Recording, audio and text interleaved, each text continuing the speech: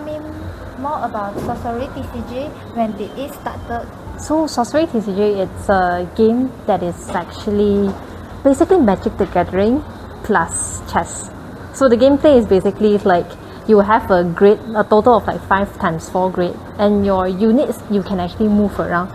In a way, kind of like Commander in Magic the Gathering, but you are able to really move freely, and depends on what unit is at what location, it may differ in the outcome in the game itself. So Sorcery actually started in 2023. They were raising funds to basically get the whole game ongoing.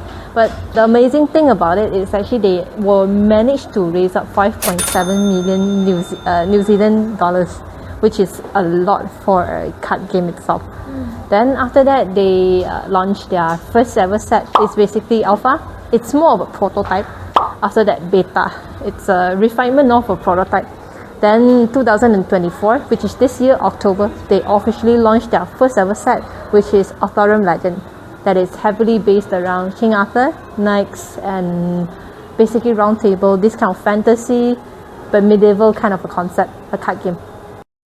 How is Sorcery TCG popularity?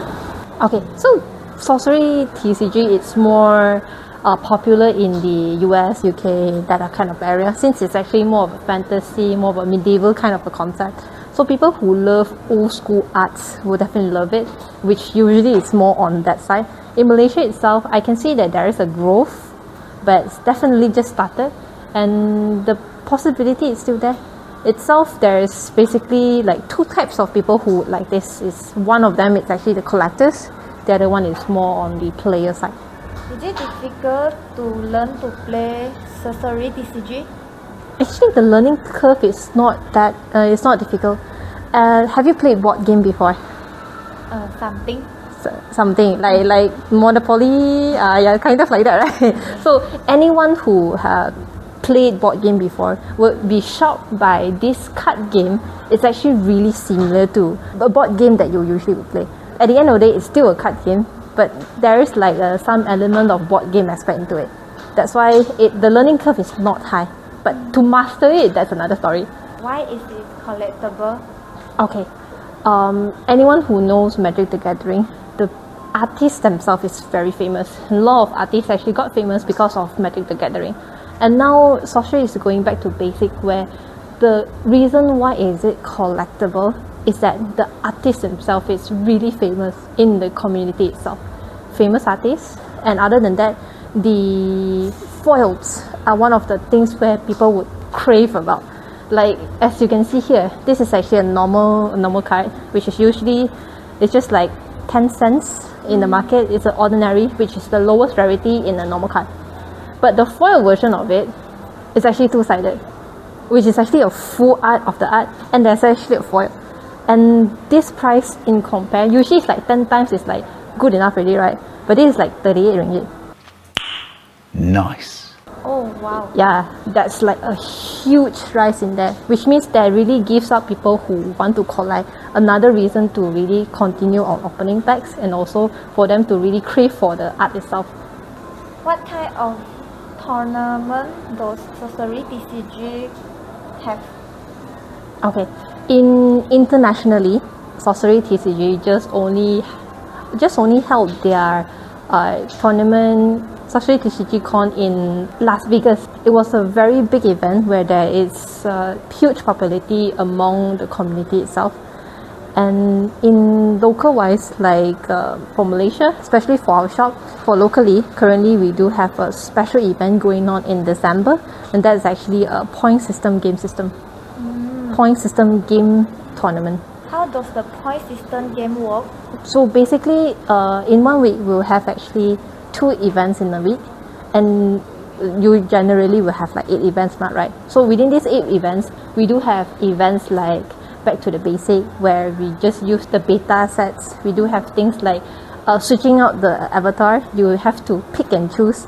You have to pick, and you are stick to that avatar to play.